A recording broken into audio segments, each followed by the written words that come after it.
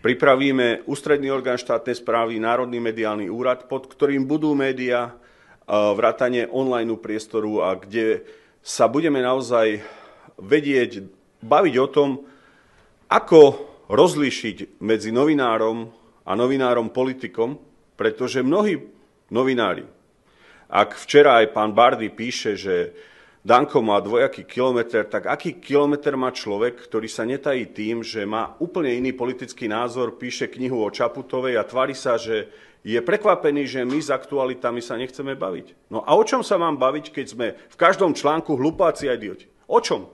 S takým človekom, ktorý zneužije smrť kolegu Kuciaka?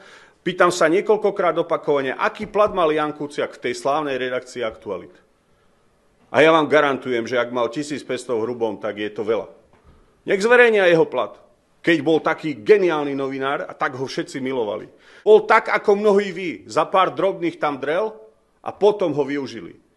A ja hovorím o tých bežných kameramanoch, ľuďoch, ktorí sú v STVR, ktorí si zaslúžia zdravé pracovné prostredie, dôstojné podmienky, ale jednoducho prestaňte z nás zrobiť nejakých ľudí, ktorí tu ako nevedia, čo robia.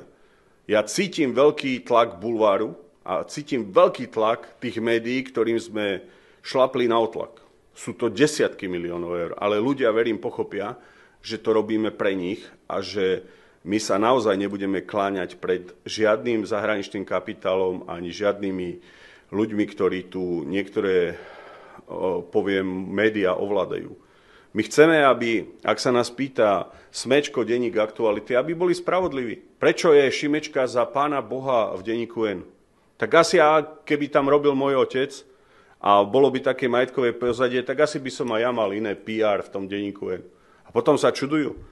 Čo článok, to agresívna komunikácia, útoky do nás, znevažovanie do nás. Takže ak chcú títo páni, ktorí si často aj vytvorili takéto mediálne domy, rozprávať o demokracii, tak nech sa hlavne pozrú do zrkadla.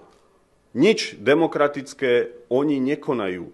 A ja uznávam, že novinár má hľadať pravdu, že novinár má ísť po podstate veci, ale má ísť spravodlivo po každom politikovi.